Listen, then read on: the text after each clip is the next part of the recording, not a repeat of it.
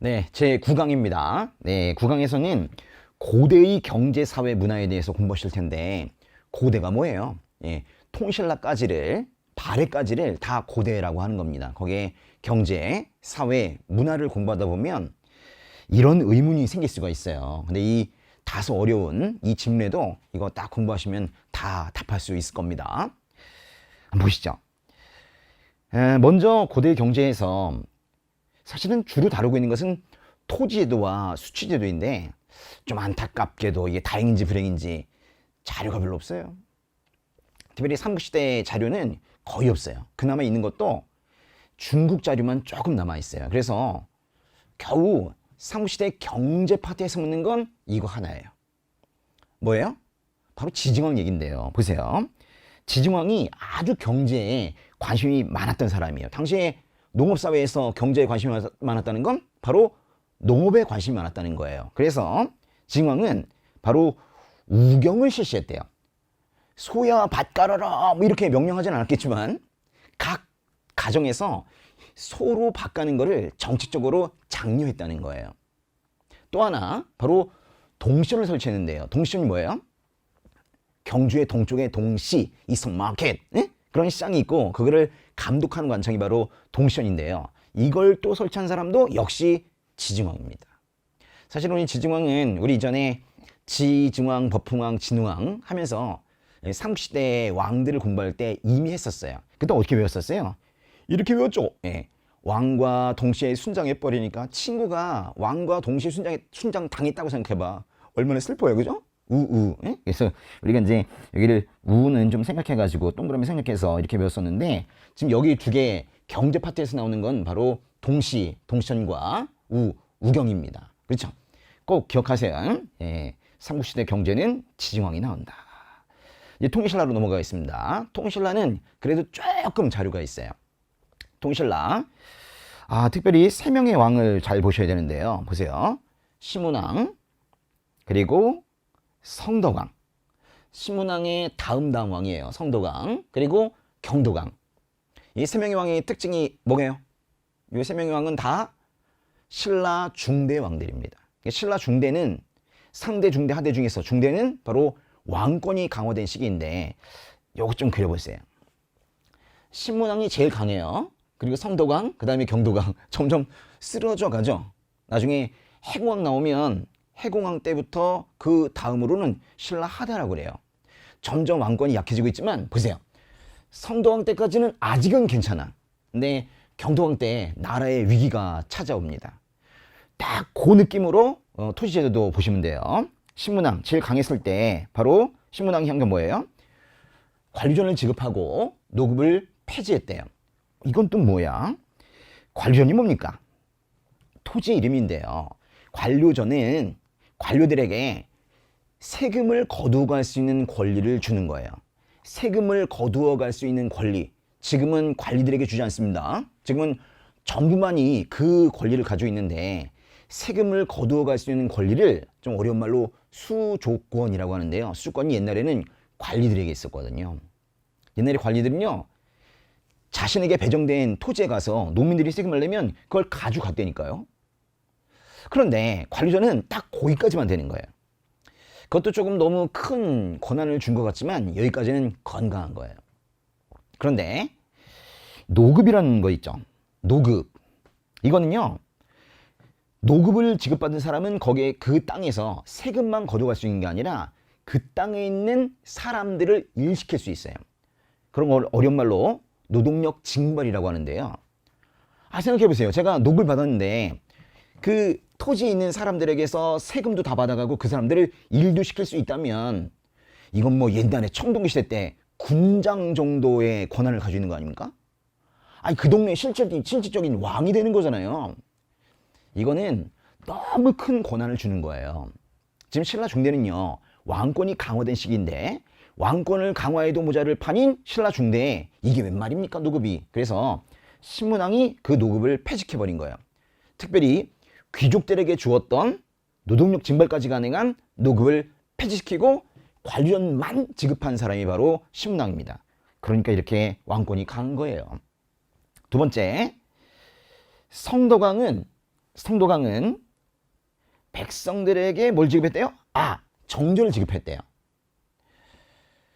여러분, 왕은 누굴 위해서입니까? 빨리 대답해 보세요. 왕이 누굴 위해서래?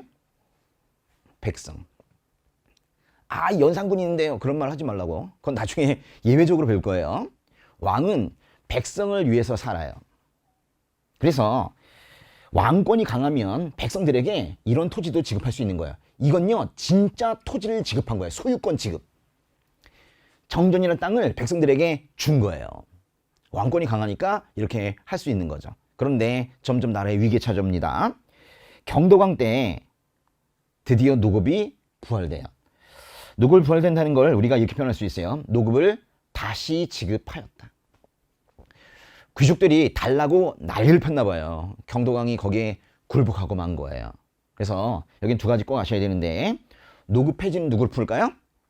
신문왕. 노급 부활은 누굴로 풀까요? 경도강. 그런 거예요. 이거는 왕 문제입니다. 잘 알아두시고요. 다음, 민족문서라는 게 글쎄 일제강점기에 일본에서 발견이 됐어요. 아마도 일본으로 자료를 가져갔나 보죠. 근데 거기 보니까 청주 부근에 4개의 동네의 뭔가 인구수, 밭의 크기, 뭐 소나무가 몇 그루, 유실수가 몇 그루, 뭐 이런 것들이 있는 거예요. 그 왜 그런가 봤더니 세금을 거두려고 세금 거두는 기준으로 삼는 자료가 발견이 된 거예요. 그걸 우리가 민족문서, 신라장적이라고 합니다. 지금 우리가 어느 시대 하고 있습니까? 통일신라하고 있죠. 이 민족문서, 신라, 촌락문서는 이거는 삼국시대의 생활상을 알 수 있는 게 아니에요. 이거는 통일신라에 대한 이야기입니다. 통일신라에 특별히 세금 걷는 자료예요. 여기서는요, 이 민족문서에는 호와 인구에 대해서도 얘기하고 있는데요. 민족문서에서는 호를 가족수에 따라 9등급으로 나누고 있어요. 9등급. 일단은 호를요, 상중하로 나눠요. 그리고 상중하를 다시 상중으로 나눠서 상상호, 상중호, 상하호부터 시작해서 하하호까지. 그러면 어떤 건 상상호고 어떤 건 하하호인가? Family members. 이게 뭐야? 가족수죠. 예. 대가족이면 상상호예요. 그리고 이제 아내와 남편 둘밖에 없어. 가면 아무 소리도 안 들려. 그러면 하하호예요. 그런 식으로 호는 9등급으로 나눴습니다. 호구. 그 다음에 인구는요. 인구는 남녀별로, 연령별로. 이게 뭔 뜻이냐면 인구는 남자 따로 여자 따로 일단 등급을 나누는데, 남자와 여자의 연령을 따져요. 나이가 많으면 많은 사람과 적은 사람까지 6등급으로. 남자도 6등급, 여자도 6등급. 나이에 따라. 그래서 인구는 6등급입니다. 그래서 한꺼번에 오시면 호는 9등급이고요. 인구는 6등급이에요. 호구, 인육. 이렇게 외우셔야 되죠. 호구, 인육. 이것이 바로 민족문서의 특징입니다. 통일신라 하나가 더 있는데요. 통일신라는 무역항이 있어요. 아주 전국이 무역항인데 특별히 3개가 시험에 나옵니다. 어디가 유명한 통일신라의 무역항일까요? 그림 한번 그려보세요. 이렇게. 이 우리나라인데요. 네, 우리나라인데 여기 보시면 서쪽에 당항성, 그리고 남쪽에 완도 쪽인데요. 완도에 청해진, 그리고 울산에 말 그대로 울산항. 요 3군데가 통일신라의 무역을 담당했던 대표적인 항구입니다. 이거 말고도 많이 있지만 시험엔 요게 3개가 나와요. 꼭 기억하셔야 돼요. 오히려 거꾸로 당항성, 청해진, 울산항이 나오면 통일신라 시대 이렇게 생각해야 돼요. 보겠습니다. 통일신라 시대의 대표적인 무역항은 어느 시대라고요? 통일신라. 이게 이 부분이 그러니까 삼국시대 이렇게 나오면 안 돼. 그치? 통일신라 시대의 대표적인 무역항은 어디랑 어디예요? 울산항과 당항성입니다. 근데 하나가 더 있어요. 장보고는 전남 완도에 청해진을 설치하고 해상무역을 전개했다. 요 3개를 반드시 외우시라고요. 울산, 당항성, 청해진은 통일신라의 대표 포트다. 대표 항구다. 이런 뜻이에요. 밑에 발해 보겠습니다. 발해. 발해도 사실 자료가 별로 없어요. 그래서 발해는요, 나오는 게 거의 정해져 있는데, 발해는 발해의 길이 이런 게 있어요. 거란으로 가는 거란도, 당으로 가는 영주도와 조공도, 신라로 가는 신라도, 일본으로 가는 일본도. 그러니까 어떤 길이 어디로 가냐 이렇게 묻진 않는데 이 모든 것들을 다 합치게 되면 그걸 우리가 대외 교통로라고 불러요. 정치 외교적으로 어떻게 사이가 좋고 안 좋았는지는 그건 별로 따지지 않아요. 중요한 건 정치 외교적으로 나 사이가 나빠도 대외 교통로는 있습니다. 무역은 항상 했다는 거예요. 사실은요, 이 길들이 앞에 보시면 90쪽이 있거든요. 앞에 90쪽에 잠깐 펴보세요. 90쪽에 그 메뉴에 보시면은 이런 길이 있어요. 이거 있죠. 일본도, 신라도, 여기 조공도, 영주도, 거란도. 이게 다 있네. 이게 바로 대외 교통로예요. 대외 교통로가 5개나 되었던 그런 나라가 바로 발해입니다. 발해의 특징이 또 하나가 있는데요. 발해는 이 특산물이 있어요. 워낙에 뭐 땅이 넓으니까 특산물도 한두 개가 아니었겠죠. 여러분 기억이 나시나 모르겠는데 부여는 특산물이 뭐게요? 말이죠. 만주월판에 말이 뛰어다니잖아요. 근데 이제 부여가 망하고 그 만주월판에 나중에 고구려가 생기고 고구려가 망하고 또 거기에 발해가 생기고, 그러니까 말들은 계속 뛰어다니면서 이제 만주에서 있는데 만주월판을 뛰어다니는데 계속 나라가 바뀌죠. 나라만 바뀌어요. 사람만 바뀌지 말은 계속 뛰어다니고 있다니까. 그래서 만주에 있는 국가의 특산물은 항상 말이에요. 여기 잘 보세요. 솔빈의 말. 솔빈은 솔빈부를 줄임말인데 지금 우리나라의 뭐 어떤 도와 같은 개념입니다. 솔빈도, 뭐 경기도, 뭐 그런 비슷한 말이에요. 거기서 이 말이 제일 유명한 특산물이에요. 요거 말 생산되면 당으로 중국으로 수출하기도 하고 그랬습니다. 그래서요, 보세요. 특산물로는 솔빈부의 말이 유명했다. 이게 솔빈부에 말이 나오게 되면 발해 문제예요. 그러면 오히려 이제 말이 나오잖아요. 말이 이렇게 나오면 오히려 이런 대외 교통로 이걸 고를 수가 있어요. 이런 거죠. 말이 나오면 대외 교통로 이렇게 고르실 수 있는 거예요. 문제답 이렇게 되는 거예요. 말이 유명한 나라 발해. 거기에 주요 특징은 대외 교통로 이렇게 되는 거예요. 다음, 고대 이제 사회입니다. 사회. 우리 사회 부분에는 사실은 뭐 사회의 영역이 명확하지 않아요. 그래서 웬만한 것들은 다 다루고 있는데 특별히 여기 고대 사회에서는 고구려, 백제, 신라의 차이점이 무엇인가를 다루고 있어요. 일단 고구려 보겠습니다. 고구려는 계류부 등 오부 출신 귀족이 지배층을 형성했대요. 그러니까 고구려는 그 안에 5그룹이 있는데 그 5그룹의 큰 그 세력들이 나라를 좌지우지하고 있었다, 그런 얘기예요. 오부라는 말은 사실은요, 이거는 부여에도 쓰는 말인데 부여와 고구려의 공통점이 바로 오부 출신의 귀족층이 있었다는 거예요. 더 중요한 거 하겠습니다. 바로 부여와 고구려의 공통점이기도 한데 여긴 지금 삼국시대에 고구려를 하고 있으니까 보겠습니다. 바로 제가회의예요. 이 제가 뭔 뜻이냐면 제는 여러 제자예요. 여러 가가 회의를 한다 이런 뜻이에요. 귀족들이 모여서 회의를 해요. 무슨 회의를 할까요? 왕을 자르자 뭐 이런 거 회의예요. 아니 귀족들이 모여가지고 왕을 막 바꾼다니까요. 그런 회의가 바로 제가회의입니다. 제가회의가 있는 나라 어디라고요? 그래요. 초기 국가를 말한다면 부여되는데 지금 삼국시대니까 고구려인 거예요. 미리 말씀을 드리면 백제는 제가회의라고 하잖아요. 백제는 정삼회의 이렇게 얘기한다니까. 신라는 화백회의 이렇게 얘기하고. 이름이 달라요. 고구려 제가회의 꼭 기억하셔야 되겠습니다. 또 욕살과 철역은지 이 2개의 단어를 구분할 줄 알아야 되는데 일단은 욕살과 철역은지는 이거는 고구려의 지방의 관리들의 명칭이에요. 굳이 말하면 욕살은 지금의 도지사입니다. 고구려의 도지사 이름은 욕살이에요. 지금 도 밑에 뭐가 있죠? 어떤 데는 뭐 시가 있는 데도 있고 어떤 데는 군인 데도 있는데 군수급 정도 되는 사람이 바로 철역은지예요. 욕살 밑에 철역은지가 있습니다. 어느 나라예요? 고구려죠. 고구려의 도지사는 백제나 신라의 도지사보다 훨씬 더 중요해요. 시험에서 꼭 물어요. 욕살 이거는 고구려 도지사 이렇게 외워두세요. 백제 보겠습니다. 백제의 귀족회의는 이름이 뭐라고 그랬어요? 정삼회의라고 그랬죠. 이 정삼이 바로 이게 암자가 바위인데요. 정삼이라는 바위에서 회의를 한다. 뭐 그런 얘기예요. 이거는 국적이 중요해요.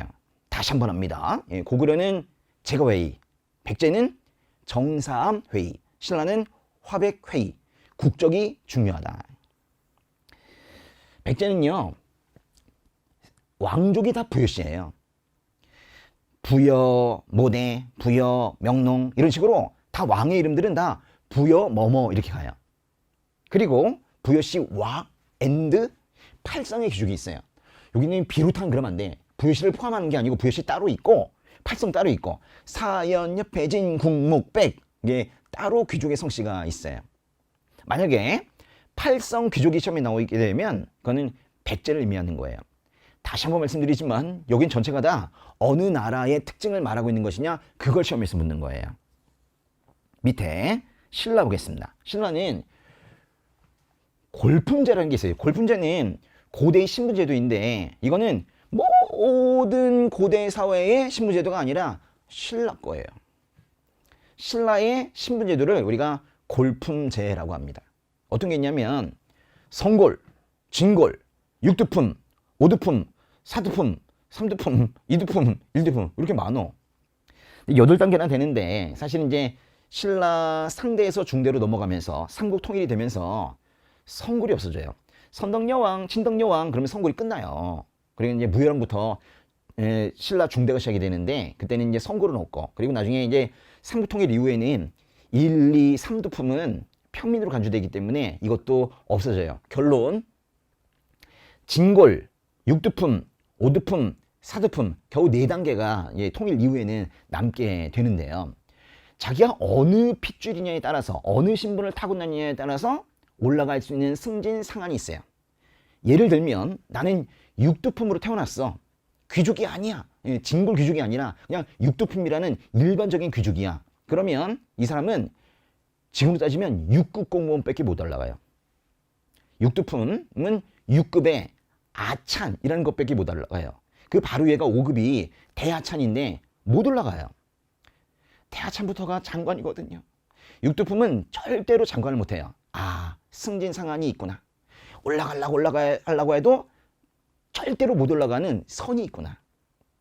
또요, 어느 골품이냐에 따라서 입을 수 있는 옷이 달라요. 너는 왜 사두품밖에 안 되는데 그런 옷을 입고 다니냐? 이런다니까요. 그리고 살 수 있는 집도 달라요. 너는 왜 사두품인데 몇 칸이냐? 집이 왜 이렇게 커? 뭐 이렇게 말한다니까요.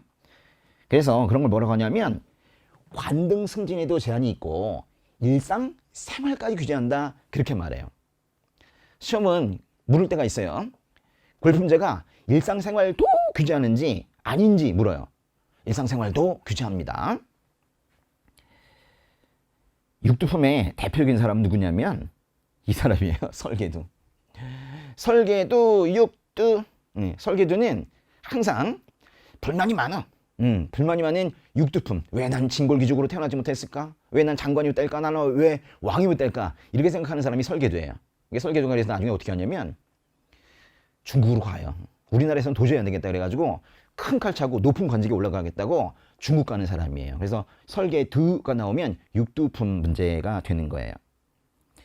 설계두가 이래요. 골품을 따져서 골품제에 불만이 많았나 봐요. 그림 한번 보고 갈까요? 여기 보세요.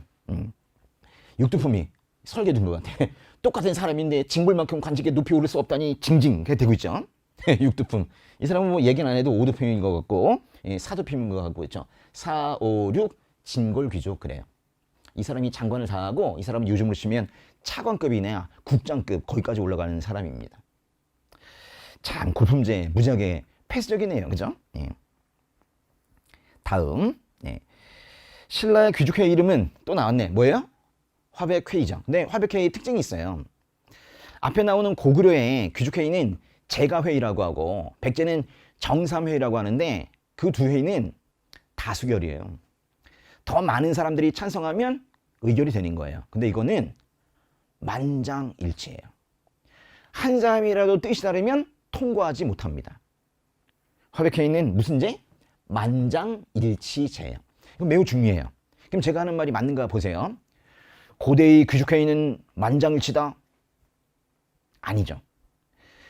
고대 귀족회의도 귀족회의 나름이에요. 그죠? 고구려의 제가회의와 백제의 정삼회의는 만장일치가 아니라고 그랬어. 다수결이잖아요. 그러니까 정확하게 신라의 화백회의는 만장일치 이렇게 말해야 된단 말이에요.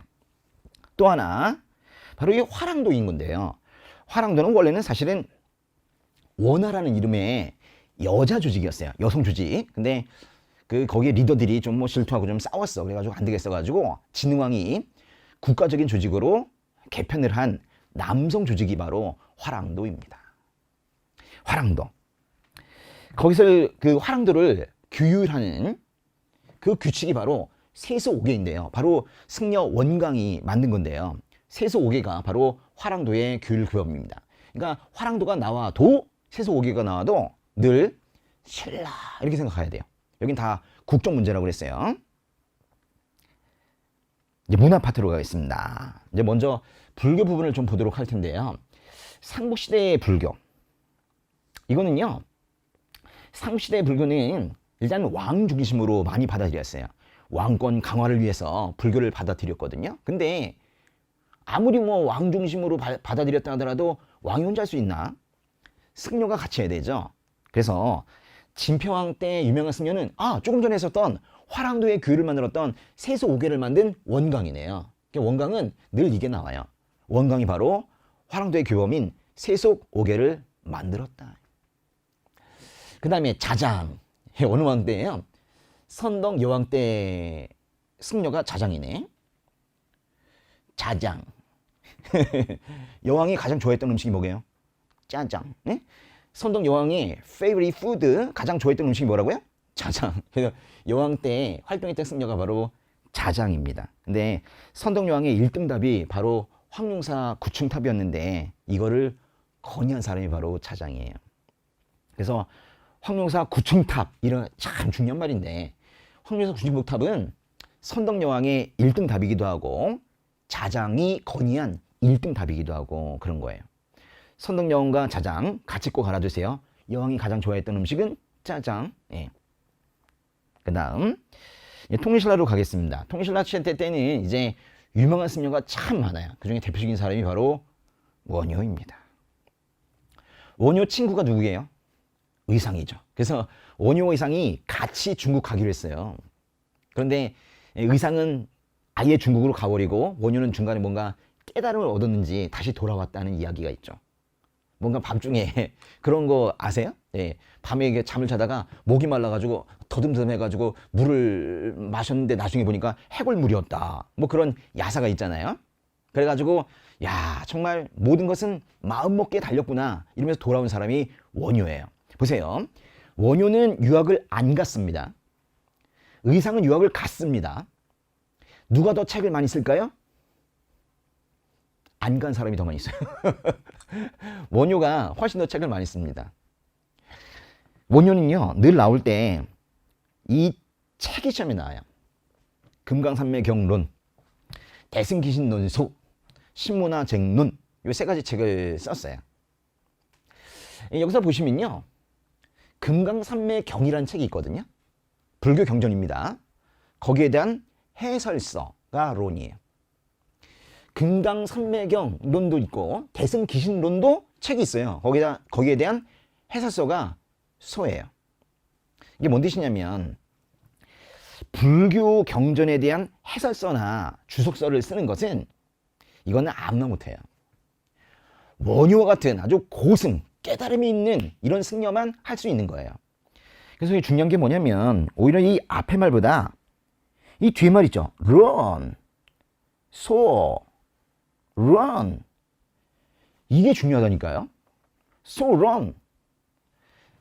끝이 소로 끝나거나 론으로 끝나는 건 다른 승려가 절대 쓰지 못해요. 에이 그래도 다른 승려에 나오면 어떡합니까? 안 나온다니까요. so run. 원효에 쓰는 말이었죠. 또 원효는 노래도 하나 지었어요. 그게 바로 무예가입니다. 무예가 뭐 같아요? 없을 무, 장애에. 장애가 없는 노래예요. 뭔 뜻이냐면 이 세속에 있는 사람들이 불가로 들어갈 때 뛰어넘을 때 장애물이 없다는 거예요. 그러니까 다른 말로 하면 누구나 불가로 들어갈 수 있다. 일체 무에 있는 생사 한 길로 생사를 벗어난다. 뭐 이런 가사에 노래를 부르면 불가로 들어갈 수 있다는 거예요. 사람들이 너무 뭐 사실 글을 몰라요. 그러니까 무에가라는 노래를 지어서 부르게 된 거예요. 그래서 원효는 두 개 알아야 돼요. 무에가라는 노래와 또 끝이 소, 끝이 론 이렇게 끝나는 저서 있죠. 이거를 아시면 되는 거예요. 그 다음 의상이네요. 야, 근데 이 사람 대단하다. 진골이래. 사실 원효는 육두품이거든요. 친구였는데 사실 신분은 많이 달라요. 근데 이 사람 보세요. 의상은 진골 귀족 출신인데 당나라에 유학도 갔어.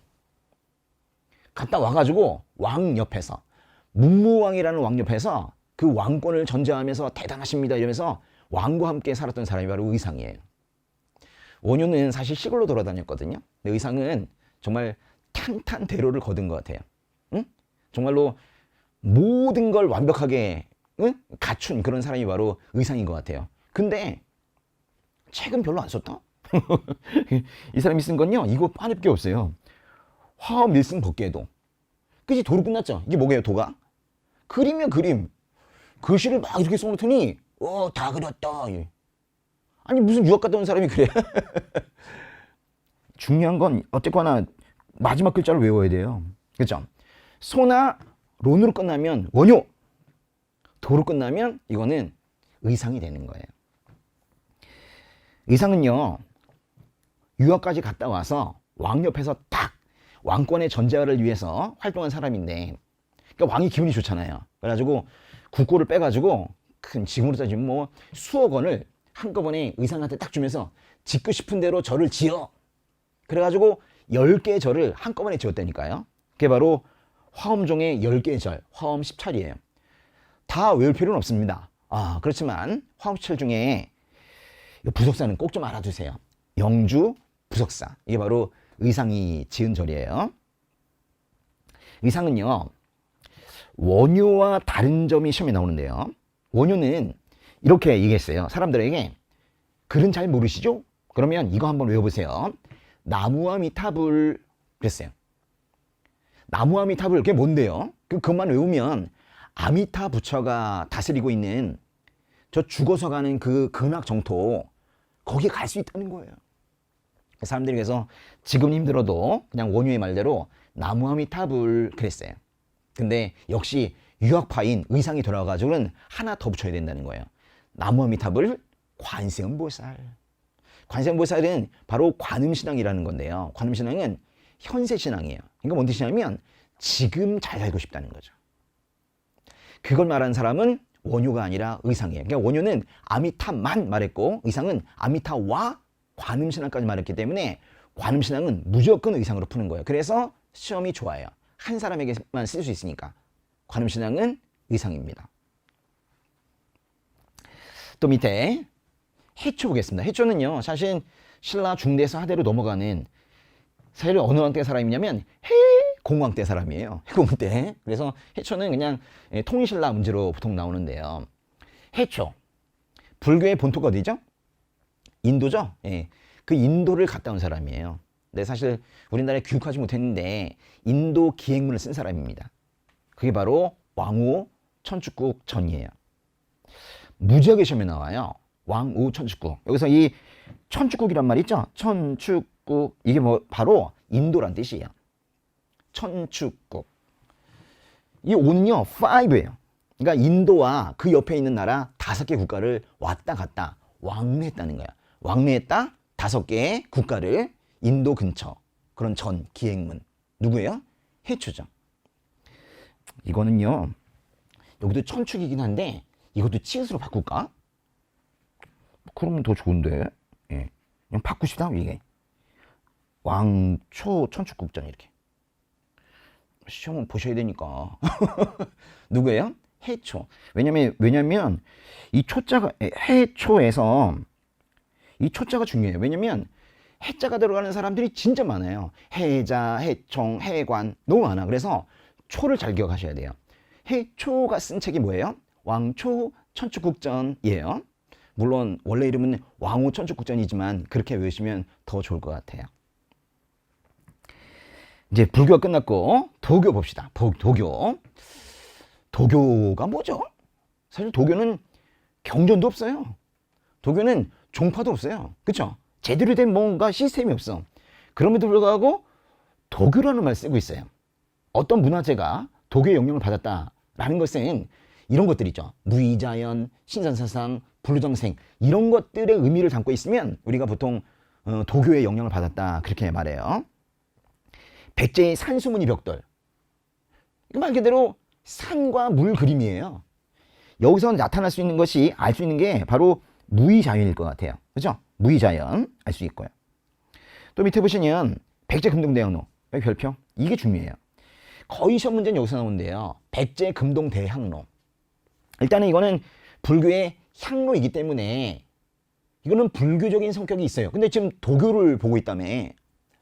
이건 분명히 불교 향로인데요. 도교의 성격도 있대요. 그림 잠깐 보세요. 이게 바로 금동대학로입니다. 조금 깨져 나오네, 그지? 예, 금동대학로. 이게 실제 크기가 요거 좀 커, 요만큼 돼, 요만큼. 저기 국립중앙박물관에 가면 거기 아주 대표 유물이 바로 이거거든요. 가보세요, 한번. 백제금동대학로. 근데 여기 보이십니까? 이만큼 이 선이 있는데 여기 사실 이렇게 열려요. 뚜껑처럼. 그래서 여기다가 향을 피우고 이렇게 닫아요.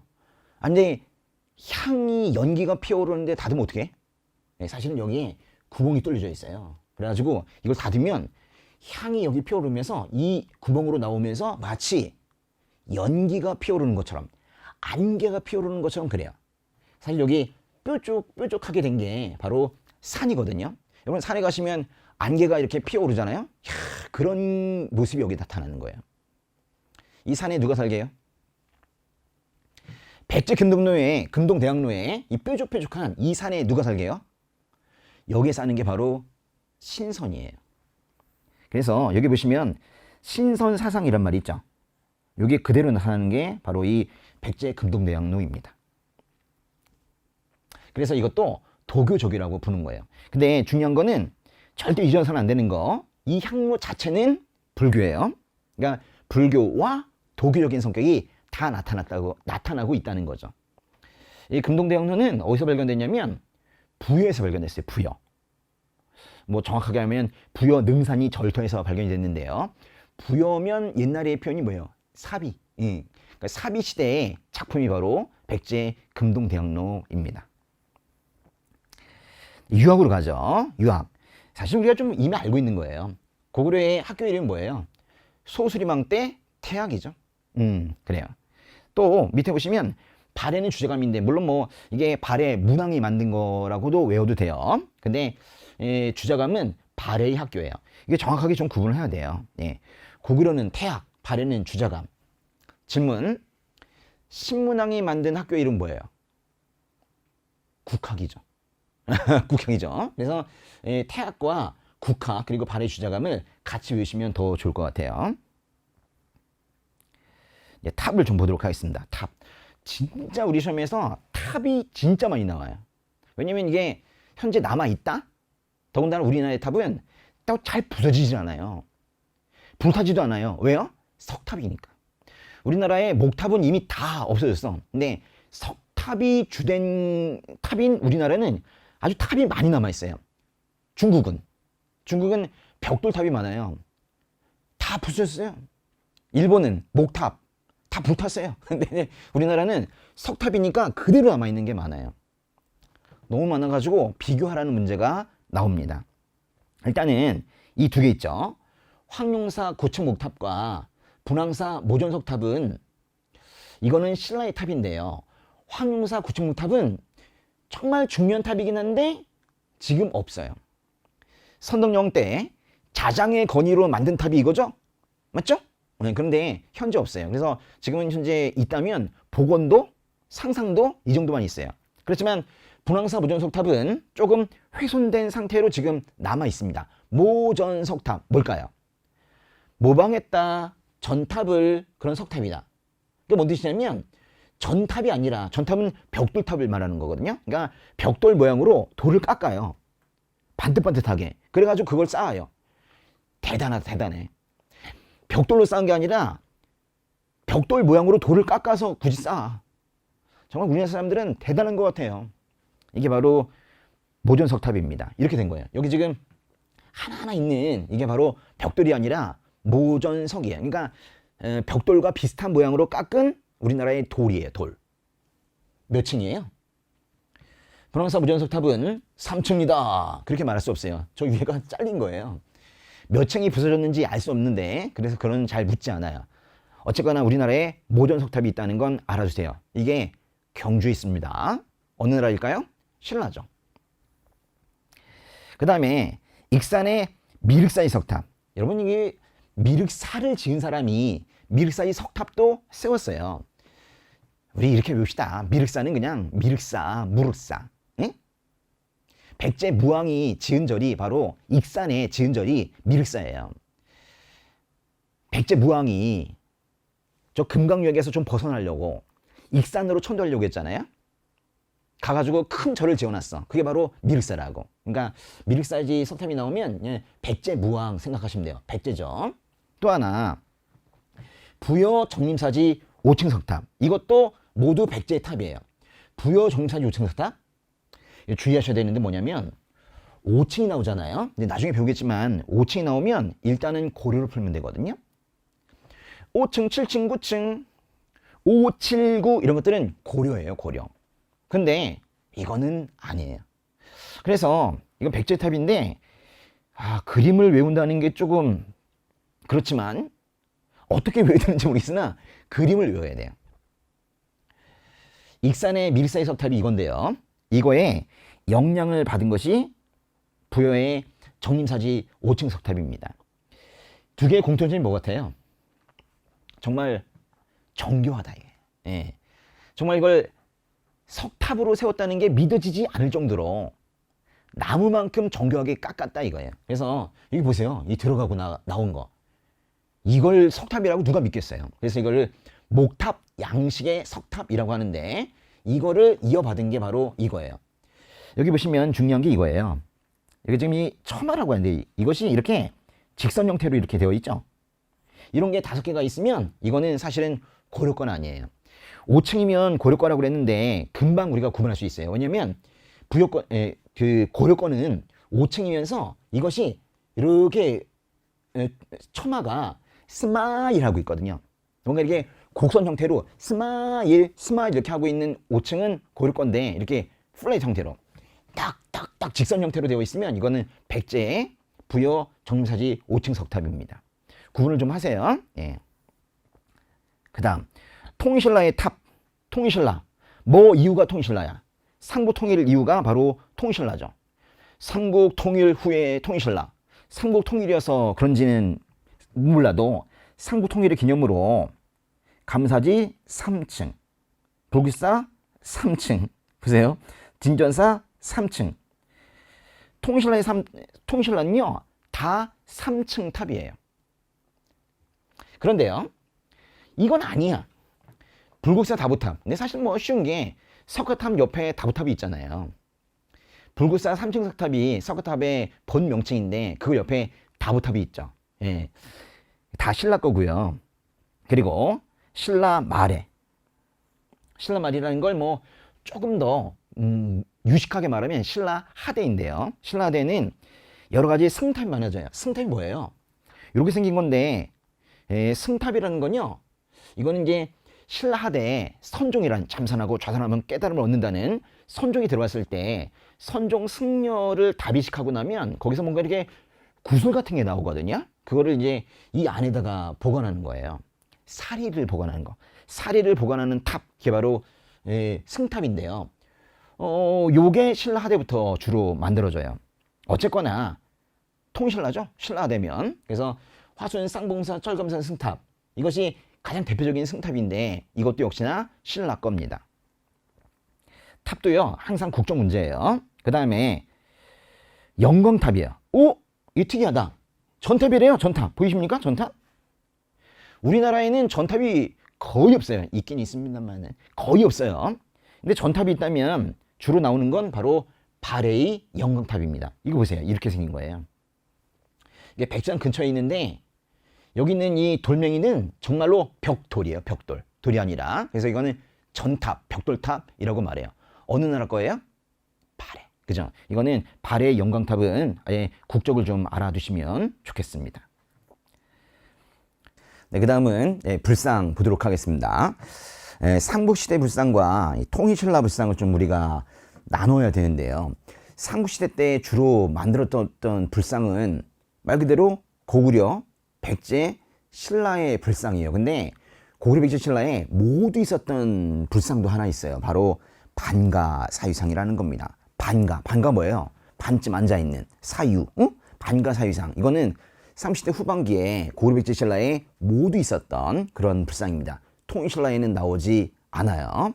그래서 이거는 그냥 삼국 이렇게 외우시면 되는데 나머지는 국가를 좀 명확하게 해야 돼요. 고구려, 백제, 신라.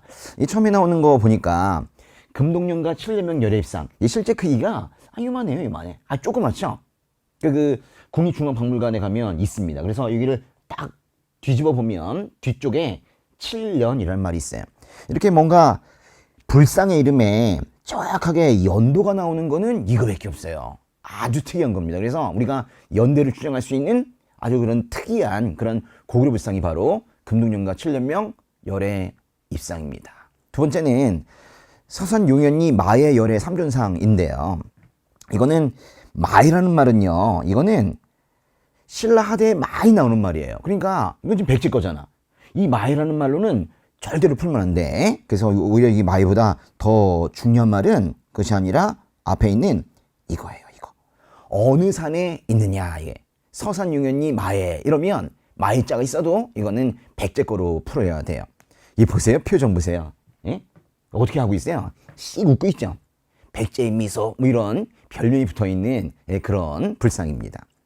또 세 번째 있는 경주 배동 석조 열애 삼존입상. 삼존입상이니까 세 개가 있어서 삼존입상이라고 하고 있는데 배동? 옛날에는 벨이라고 했거든요. 벨이. 근데 인구가 좀 늘어났나 봐. 그래가지고 배동이 됐어요. 좀 더 올라간 것 같아요. 벨이 또는 배동 두 개로 다 외우시면 좋겠습니다. 이렇게 네 개를 외우시면 되는데요. 순서대로 돼 있네요. 그죠? 금동령과 칠리명 열애입상, 서산용현리 마에, 그리고 경주 배동. 이건 벨이도 같이 알아두면 좋겠습니다. 그리고 반가사유상. 요 네 개가 바로 삼국시대 불상이에요. 왜 이게 중요하냐? 통신라와 확실하게 구분해야 되기 때문에 이게 중요한 거예요. 이렇게 외우시면 좋겠습니다. 7년 서산 벨이 반가. 어떤 사람이 7년 동안 서산이라는 깊은 산에 갔다 오니까 사람들이 너무 반가운 거예요. 깊은 산에 들어갔다 나와 보셨어요? 예, 그러면 사람들 보기만 해도 그냥 반가운 거죠. 아주 벨이 반가. 예? 7년 서산 벨이 반가. 이렇게 외워두시면 돼요. 이게 바로 삼국시대 불상입니다. 이제 통일신라와 좀 비교해 볼게요. 통일신라는 사실 하나만 알면 돼요. 경주 석굴암의 본전불. 사실 석굴암이란 말이 나오게 되면 석굴암 언제 만들었어요? 불국사 언제 창건하기 시작했어요? 경도왕이죠. 경도왕. 그죠? 예. 통일신라의 어떤 왕 때 석굴암도 만들어졌으니까 당연히 이거는 석굴암 본전불은 통일신라 불상이 되는 거예요. 예. 또 이 경주 석굴암 본전불을 보시면 손모양 보세요. 손모양. 지금 어떻게 하고 있어요? 이렇게 아래로 탁 찍고 있죠. 이게 뭐겠어요? 마귀를 찍어 눌렀다 이거예요. 불교에서는 그렇게 말하는데 이게 이런 뜻이에요. 해냈다. 이래. 삼국통일 해냈다. 이래. 삼국통일 이후에 이런 손모양이 나옵니다. 이걸 이제 어려운 말로 뭐 촉지인이라고 하기도 하는데요. 그 말은 몰라도 이 모양을 알아야 돼요. 모양. 이렇게 뭔가 찍고 있는 이거는 7세기 후반에 삼국통일 이후에 나오는 손모양이에요. 사진만 봐도 여러분이 이렇게 찍고 있으면 삼국통일 이후구나 이렇게 알 수 있어야 돼요. 밑에 있는 발해의 불상을 보면 이불병자상이래요. 뭔 뜻이에요? 이불. 두 개예요. 두 개의 불상이 병자. 나란히 앉아있다. 이런 뜻이에요. 보세요. 정말로 나란히 앉아있네요. 그죠? 이불병자상. 하나, 둘, 석가다보예요. 두 부처. 두 개의 불상. 이 말로 발해를 물어요. 이거는 이것 자체의 불상의 내용보다도 이걸 통해서 발해를 묻는다는 거야. 발해를 물으면 발해의 지방이된 구역은 뭐죠? 오경, 15부, 62주 뭐 이런 것들이 답이 될 수 있는 거예요. 알았죠? 네. 이제 무덤으로 가보겠습니다. 무덤. 아우, 좀 뭐 어려운 말로 고분 이렇게 써놨네요. 고분. 처음에 나오는 무덤은 돌무지 무덤인데요. 뭔 뜻 같아요? 말 그대로 돌을 잔뜩 쌓아놓은 무덤 그런 것 같아요. 그림 한번 볼까요? 예. 이게 돌이에요, 돌. 돌을 잔뜩 쌓아놓은 거예요. 그런데 그냥 쌓아놓지는 않았네. 그냥 막 쌓아놓진 않고 반듯하게 쌓아놨네요. 이런 걸 우리가 뭐라고 하냐면 특별히 계단식 돌무지 무덤이다. 그렇게 말해요. 이게요. 이 돌을 쌓아놓은 거 보면 상당히 인공적으로 보이는데 여기 그 돌 보이세요? 돌? 자연석? 여기 있어서 또 이게 앞에가 3개 있고 옆에 뒤에까지 해서 총 12개가 있는데 이 자연석 때문에 이 전적으로 아주 인공과 자연이 어우러지는 그런 모습이에요. 이게 바로 장군총이에요. 장군총. 근데 중요한 것은 이게 이렇게 들어가면서 쌓였죠. 피라미드식으로 위로 가면서 조금씩 안으로 들어가면서 쌓여 있다. 그래가지고 이걸 뭐라고 하냐면 이거를 들여쌓기 방식이라고 부르기도 해요. 무슨 방식이요? 들여쌓기 방식이라고도 부릅니다. 근데요, 이 장군총이라는 이 무덤이 거의 똑같이 생긴 게 저 서울의 롯데월드 옆에 석촌동이라고 있거든요. 석촌동에서 비슷한 게 나타났어요. 이상하죠? 그 왜 압록강에 있는 이 장군총과 비슷한 게 석촌동에도 나오냐? 그 사람들이 내려와서 그 사람이 만들었다는 거야. 고구려 사람들이 내려와서 백제를 건국했죠. 그러니까 무덤의 양식도 아주 비슷해진 거예요. 그래서 시험에서 또 묻는 것은 바로 이 석촌동입니다. 장군총과 비슷한 게 뭐냐? 예, 한강 주변에 석촌동에 고분군이 비슷한 게 있다는 거. 이것도 역시 마찬가지로 계단식 돌무지 무덤입니다. 기억하세요. 장군총과 석촌동 이 두 가지를 아시면 됩니다. 또 나오는 무덤은 벽돌 무덤인데요. 벽돌 무덤은 우리나라 양식은 아니에요. 벽돌을 좋아하는 나라 어디예요? 중국. 중국은 벽돌로 다 만들어요. 탑도 무덤도 건물도 다 벽돌로 만들어. 근데 우리나라는 그냥 그래요. 뭐 손재주가 좋은지 좀 미련한지 몰라도 그냥 돌을 깎아. 응? 이 벽돌은 흙을 뭉치는 거잖아요. 이것과 돌을 깎는 거는 좀 다른 얘기예요. 벽돌 무덤은 확실하게 이거는 중국과 친한 거예요. 무령왕, 바로 무령왕이 중국의 남조의 양나라와 친했거든요. 근데 여기 보니까 양나라, 뭐 거기까지 안 외워도 남조라는 말은 외워야 되는 거죠. 중국 남조의 영향을 받아 바로 벽돌 무덤이 만들어진 거예요. 근데요, 단순하게 이게 벽돌 무덤이다, 무령왕릉은 벽돌 무덤이다 이렇게 나오기도 하지만 이렇게 표현하기도 해요. 우리 시험에서 널길과 널방을 벽돌로 쌓았다 그래요. 이런 거에 너무 어려워하지 마시고 이 말이 중요한 거예요. 벽돌로 쌓은 게 바로 벽돌 무덤입니다.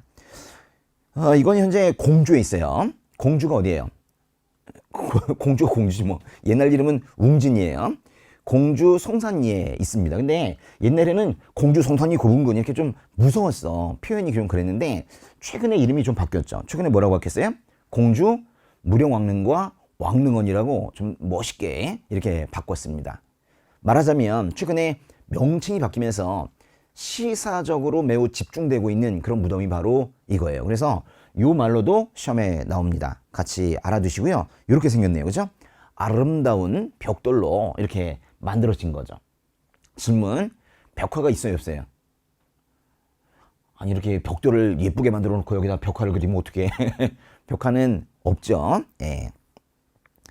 또 하나의 벽돌 무덤은 바로 발해의 정효공주묘입니다. 무슨 공주요? 정혜공주 아니고요. 응? 정혜공주는 고구려 양식인 구식 돌벽 무덤으로 만들어졌어요. 근데 정효공주묘는 바로 고구려 요소인데 고구려 요소와 당나라 요소가 같이 섞였대. 사실은 당나라 요소인 벽돌 무덤으로 만들어진 게 정혜공주묘인데 첨정의 모습이 고구려 요소이기 때문에 이건 두 개가 섞였다고 말해도 괜찮아요. 그래요. 사실은 무덤 양식만 하면 당나라 영향 받았다, 중국 영향 받았다 이렇게 말하고 싶은데 그렇게 말하고 싶어요? 발해가 중국 거다 이렇게 말하고 싶냐고. 그러니까 이제 거기에 고구려 요소가 같이 포함되어 있다라고 말하기 위해서 사람들이 보니까 천정은 정의공주의 천정은 고구려 요소인데 그렇게 말한 거예요. 그래서 이 두 개를 요새는 같이 내고 있습니다. 어쨌거나 이제 우리가 외워야 될 벽돌 무덤은 두 개인데요. 무령 왕릉과 정효 공주묘, 정효 공주묘 두 개예요. 그래서 이렇게 외우시면 되겠어요. 무령 왕릉과 정으로 외우시면 안 돼. 정혜와 정효를 구분해야 되니까 효로 외우는 게 좋겠죠. 정효 공주묘. 그래서 벽돌 무덤은 무효예요. 우리나라는 무효야. 우리나라 양식이 아니라 이런 뜻이에요. 벽돌 무덤은 무효, 무령릉과 정효 공주묘 두 개입니다. 또 밑에 보시면 돌무지 덧널 무덤이 있는데요. 돌무지 무덤에 뭔가 더 많이 들어가 있네요. 덧널 무덤. 덧널이 뭐예요? 그냥 널이라고 하면 관이에요. 관. 사람의 시체가 들어가는 관. 근데 덧널은 관 밖에 있는 케이스예요. 관 밖에 뭔가 이렇게 프레임을 짜야 되잖아요. 틀 이런 게 바로 덧널이에요. 덧널은 뭘로 만들어요? 보통은 나무로 만들거든요. 근데 나무 덧널 이런 표현은 안 써. 그냥 나무 덧널은 너무 당연한 거니까 그냥 덧널이야. 그래서 그냥 덧널이 나오면 나무 덧널 무덤 이런 뜻이에요. 그림을 한번 그려볼까요? 간단하죠? 예. 경주에 가면 엄청나게 많은 무덤들이 이런 방식으로 되어 있어요. 산처럼 큰 무덤 안에 돌무지가 있어요. 이 돌도요 엄청 무거워요. 그러니까 함부로 뭐 건드릴 수 없는, 도굴할 수 없는 그런 큰 돌들입니다. 그리고 이 안에 나무 덧널이 있어요. 그리고 그 안에 부장품이 있고 그 안에 또 관이 있고 그래요. 여기 지금 집중하는 것은 바로 이 부분입니다. 이 부분 이게 바로 나무로 되어 있다는 거야. 나무 덧널. 그리고 여기에 돌무지 무덤이 있어서 돌무지 덧널 무덤 이렇게 표현하는 거예요. 사실 이 봉토, 이 흙 부분이 엄청 커요. 그래서 이건 좀 작게 그린 거예요. 사실 더 커야 돼. 그래가지고 경주에 가면 정말로 큰 무덤들 있죠. 근데 왜 이렇게 무덤들을 크게 만든 거예요? 에? 촌스러운 거지. 무덤이 크다는 건 진짜 왕권은 약하다는 거예요. 원래 힘 약한 사람들이 뭐 이렇게 센 척 하잖아. 그죠? 신라 상대, 삼국시대 때 아직은 왕권이 약할 때 이렇게 무덤이 크게 만들어졌습니다. 결론. 돌무지 덧널 무덤은 삼국시대 거예요. 이건 시대가 매우 중요해요. 통신라에서도 나오지 않고 다른 나라에서는 전혀 나오지 않는 오로지 삼국시대 신라에만 나오는 무덤이에요. 어떤 무덤들이 있나 보세요. 보시니까 황남대총.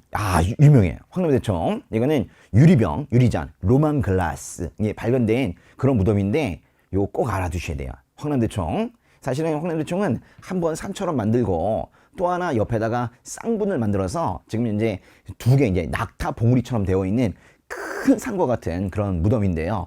황남대총 요것도 돌무지 덧널 무덤입니다. 도구리한데요. 그래가지고 이 안쪽은 거의 그대로 다 보존이 되어 있습니다. 바로 껴묵거리 부장품이 많이 남아있겠죠. 또 하나의 무덤은 굴식 돌방 무덤인데요. 이게 말 그대로 굴식 뭐예요? 굴식, 터널식, 돌방, 돌로 된 방. 그러니까 뭔가 이렇게 터널로 들어가게 되면 그림 한번 그려볼까요? 터널로 들어가게 되면 방이 있어요. 여기 끝인 줄 알았더니 복도를 지나니까 또 하나의 방이 있어요. 하나의 방이 있는 것도 있는데 두 개 방이 있는 게 훨씬 더 많아요. 이게 바로 굴식 돌방 무덤이에요. 이건 어느 나라 거예요? 모든 나라에 있어요. 고구려에서 시작해서 백제, 신라, 발해에 모두 영향을 준 것이 바로 굴식 돌방 무덤입니다. 그래서 이거는 어느 시대다, 어느 나라다 묻기 어려워요.